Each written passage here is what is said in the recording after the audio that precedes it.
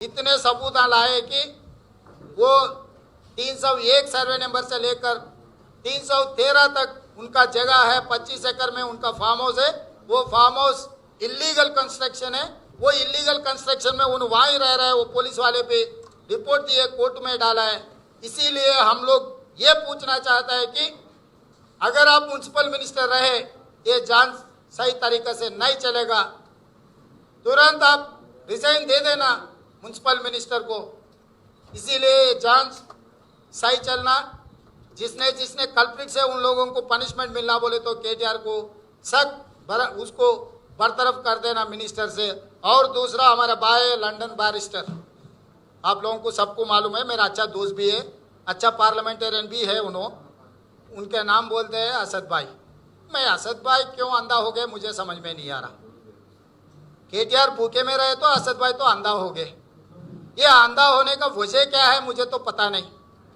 क्यों उन्होंने अच्छा लीडर है, बहुत तरक्की कर रहा है, बहुत शानदार है। दुनिया में केटीआर के जैसा आदमी है नहीं। वो कांग्रेस वाले ऐसी कुछ बातें बोलते हैं, अब आगे चलते रहो बोल रहे। इसका मतलब असद भाई का मतलब क्या है? देश को लूट लो, अभी तेलंगाना को लूटो, उसके बाद देश को भी लूटो बोल के असद भाई उसको मदद दे रहे क्या? मुझे समझ में नहीं है। असद भाई किसके तरफ वकालत ले रहे? असद भाई छोटे मोटे झोपड़ियां जो 111 जीवो के खिलाफ है बोल के बहुत मुसलमान गरीब लोगों का घर तोड़ दिए।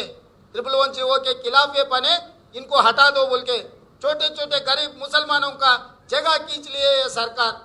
मगर बड़ा शानदार 3 मंजिल का बंगला 25 एकड़ में बना है, तो आपको क्यों नहीं दिख रहा? आप इतना अच्छा इंग्लिश जानते कि लंदन जाके पढ़े। सलार साहब ने आपको लंदन भी जाए, अच्छा तरक्की करना, अच्छा इंग्लिश सीखना, अच्छा ऐसा कुछ डॉक्यूमेंट रहे तो आप पढ़ के सब दुनिया को बोलने के लिए। मगर आप लंदन में बैरिस्टर पढ़ के आने के बाद भी आपको केटीआर साहब का मामला क्यों समझ में नहीं आ रहा है? मेरे को समझ में नहीं आया। आपको कुछ लेना देना है तो अंदर अंदर करना। असद भाई, ये सड़क पे सरासर चौरास्ते में ऐसे काम मत करो। आप मेरा अच्छा दोस्त है, मैं आपका वेल विशर हूँ। ऐसे चीजों में क्यों चोर के साथ आप क्यों जोड़ रहे हैं? अच्छा दोस्त को 10 रुपए लेकर साथ में लेना, चोर को 10 रुपए देकर छुड़ा लेना। क्यों चोर के साथ आप घूमने के लिए कोशिश कर रहे हैं? ये कोई ठीक नहीं है। आपको भी कोई शोभा देने वाले नहीं। आपके स्टेटमेंट से, आपके ट्विटर में जो कहा केटीआर साहब को आप अच्छा सपोर्ट देने के लिए आ गया है, मेरे कोई एतराज़ नहीं है। आपका मर्जी, आपको चोर के साथ में चलना या अच्छा दोस्त के साथ चलना आपका मर्जी है। आपका मर्जी को तो मैं कुछ नहीं कह सकता हूँ, मगर झूठ पे झूठ बोलने से वो सही नहीं होगा।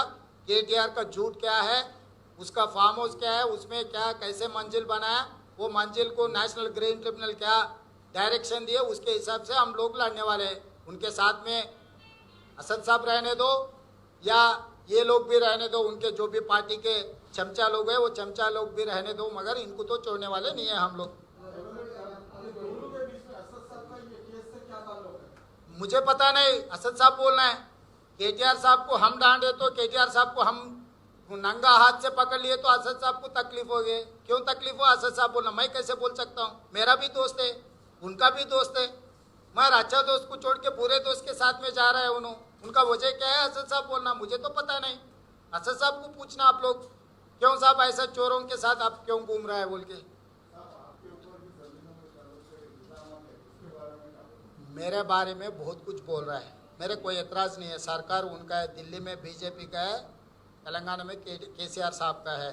मैं तो कांग्रेस पार्टी वहाँ पर नहीं है, यहाँ पर नहीं है। मेरे कोई एतराज़ नहीं है। आप जो जांच करना है करो। और वट्टिनागुलपल्ली में मेरे कुछ जगह है, उसमें एक बड़ा मंजिल है बोल के बोल रहे। सरासर गांधी भवन से निकलेंगे, केटीआर साहब जहाँ पर भी हो, जुबलीज कहीं गेस्ट हाउसों में कहीं पर भी रहा तो 10 मिनट जुबली चौरस्ते में मैं रोकता हूँ। केटीआर साहब को साथ में ले जाके मेरा साला का जो जगह है मैं दिखाता हूँ। अगर वहाँ पर कुछ भी अगर रहा तो जब भी वहाँ का वहीं मैं तोड़ देता हूँ। मैं लोगों के सामने रेवंत रेड्डी का नीयत क्या है साफ दिखाना चाहता हूँ मैं। तो इसीलिए मेरे साथ साथ केटीआर चलना, उसके बाद जनवाड़ा जाएंगे। केटीआर साहब को क्या है, कौन सा मंजिल है, कितना बनाया, कैसे बनाया, किसका जगह है, वो जगह में कितना डॉक्यूमेंट्स है। मेरा अभी नहीं 2006 में खरीदा सो है वो मैं राजनीति में आने से पहले वो जगह खरीदा, हर एक इलेक्शन में मैं दिखा रहा हूँ मेरे को वहां पर जगह है, मगर वहां पर तो मेरा कुछ बना, कुछ बन के कुछ भी नहीं है। और किसी का कोई किसी का ऐसी सड़क में 4 मीनार दिखा के रेवंत रेड्डी का बोले जैसा है, वो बिल्डिंग किसका है, कौन है, वो दिलाओ बोल रहा हूँ मैं। अगर वो बिल्डिंग मेरा है तो मेरे को दो, अगर इलीगल कंस्ट्रक्शन है तो तोड़ दो, मैं तैयार हूं। बोल के भाग जाने से कुत्ता भौंकता भाग जाता, ये कुत्तों का काम नहीं है, ये राजनीति है। कुछ बोले तो वो बात को रहना, सवाल करे तो सवाल, फिर पलट के सवाल बोले तो उसको पकड़ के चौरास्ते पे आना। KCR resignation, KTR immediate municipal minister resign करना, क्योंकि ज़माने में 1990 में पुणे रंगाराव साहब ने ऐसे कुछ एलिगेशंस आए तो उन्होंने स्टेप डाउन किए, उसके जान चलने के बाद उनको क्लीन चिट आने के बाद फिर दोबारा उन्होंने मंत्री बना। और राजయ్య को उन्होंने कुछ ऐसे कुछ करप्शन एलिगेशन से केसीआर साहब ने उसको बरतरफ किए, फिर केटीआर के ऊपर आया ना। मैं ये और एक बात पूछना चाहता हूँ, अयप्पा सोसाइटी आप लोगों को सबको पता है, इलीगल कंस्ट्रक्शन में बोल के छोटे मोटे लोगों का अयप्पा सोसाइटी में जितने भी बनाए सबको तोड़ दिए। अयप्पा सोसाइटी में आम आदमी अगर खरीद के अगर कंस्ट्रक्शन भी किए तो रेगुलराइज कर सकते आम आदमी को, अयप्पा सोसाइटी में पूरा तोड़ दिए केसीआर साहब। फिर आपके बेटे करे तो आप क्यों नहीं इसके ऊपर एक्शन नहीं ले रहा है? अयप्पा सोसाइटी में आम आदमी को एक नियत है और आपके बेटे को दूसरा नियत है, ये कैसा हो सकता? इसीलिए हम लोग डिमांड कर रहे हैं इमीडिएट केटीआर को म्युनिसिपल मिनिस्टर से हट जाना। अगर वो नहीं हटे तो केसीआर साहब को उसको हटाना। ये 2 महीने जो जान चलता है तब फ्री एंड फेयर इंक्वायरी चलना बोले तो KTR should resign from the municipal ministry.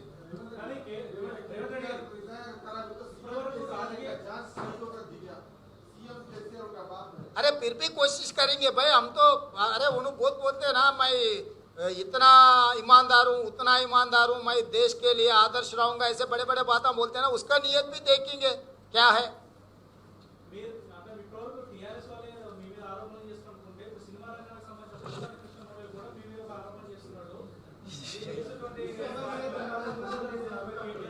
అంటే నేను అనేది ఏంటంటే ఇప్పుడు ఈ అసలు సమస్యను పక్కదారి పట్టించడానికి కొంతమంది బ్రోకర్లను కొంతమంది జోకర్లను కేటీఆర్ గారు ప్రవేశపెట్టారు. ఇప్పుడు ఆ జోకర్ల గురించి బ్రోకర్ల గురించి నేను మాట్లాడిన అనుకో అసలు విషయం పక్కకు పోయి కేటీఆర్ తప్పించుకుంటాడు. కాబట్టి దానికి సంబంధించి జోకర్ల గురించి బ్రోకర్ల గురించి మళ్ళొకసారి మీరు ఎప్పుడైనా టైం చెప్పండి, ఆ టైంలో నేను వస్తా, ప్రెస్ మీట్ పెడతా, అన్నీ వివరిస్తా, దాంట్లో ఏం అనుమానం లేదు. ఇప్పుడు వాళ్ళ గురించి నేను ఎక్కువ ఏం మాట్లాడినా మీరు మా పాత్రికేయ మిత్రులందరూ కూడా ఈ విషయాన్ని పక్కన పెట్టి అది తీసుకొని నీ ప్రెస్ మీట్లోకి వెళ్ళి రాసినాం కదా సార్, చూపించినాం కదా అంటారు. కాబట్టి మీకు కూడా చూపించినరా చూపించలేదా, పింకు మాఫియాకు అనుకోండి, తెలంగాణ మీడియాకు అనుకోండి, అందరికీ నా రిక్వెస్ట్ ఒకటే, ఇప్పుడు కేటీఆర్ ఎంత నిజాయితీ పరుడో నీతిమంతుడో, సత్యహరిచంద్రుడికి కజిన్ బ్రదరా లేకపోతే కలియుగంలో ఆయన్నే సత్యహరిచంద్రుడు ఇంకొక అవతారమా నిరూపించుకునే అవకాశం వచ్చింది. కాబట్టి దయచేసి నిరూపించుకోవాల్సిందిగా కేటీఆర్ను డిమాండ్ చేస్తున్నాను.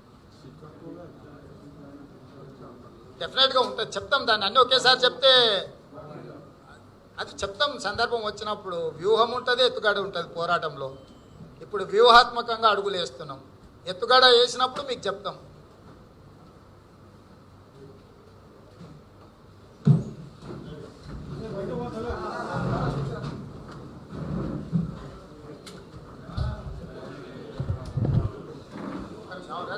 ఒక్క నిమిషం మిత్రుల, ఒక్క నిమిషం మనోజ్, ఒక్క నిమిషం చెప్ప మీడియా మిత్రులకు వస్తుందా మైకు? ఇది ఫస్ట్ ఇదైతే మళ్ళీ కావాలండి. మీడియా మిత్రులకు మీకు అందరికీ తెలుసు, విషాదకరమైన సంఘటన. తెలంగాణ ఉద్యమకారుడు, పాత్రికేయ మిత్రులకు అర్ధరాత్రి ఏ ఆపద వచ్చినా మీకోసం వచ్చి అడ్డంగా నిలబడి తెలంగాణ సమాజంలో చాలా క్రియాశీలక పాత్ర పోషించిన ఒక యువ మిత్రుడు కరోనా బారిన పడి ఒక పాత్రికేయ మిత్రుడు నిన్న చనిపోవడం జరిగింది. ఆయనకు, ఆయన కుటుంబానికి ఆయనకు ప్రగాఢమైన సంతాపం తెలుపుతూ ఆయన కుటుంబానికి కాంగ్రెస్ పార్టీ తరఫున అండగా నిలబడతామని తెలియజేస్తూ నేను నిన్న చెప్పిన విధంగా ఆ కుటుంబానికి ఒక 50,000 రూపాయల ఆర్థిక సహాయాన్ని మనోజ్కి అందించాలని మేము నిర్ణయం తీసుకున్నాం. ప్రభుత్వాన్ని కూడా డిమాండ్ చేస్తున్నాం. 50 లక్షల రూపాయల నష్టపరిహారం ఇవ్వాలి పాత్రికేయ మిత్రునికి. అతను ఒక పాత్రికేయ మిత్రుడే కాదు, తెలంగాణ ఉద్యమకారుడు, తెలంగాణ కోసం కొట్లాడినోడు, తెలంగాణకు తెచ్చిన దాంట్లో చాలా ప్రత్యేకమైన భూమిక పోషించింది. కాబట్టి అతని ఆత్మకు శాంతి చేకూరాలని ఇక్కడున్న పాత్రికేయ మిత్రులందరినీ కూడా ఒక 2 నిమిషాలు మౌనం పాటించాల్సిందిగా కోరుకుంటున్నా.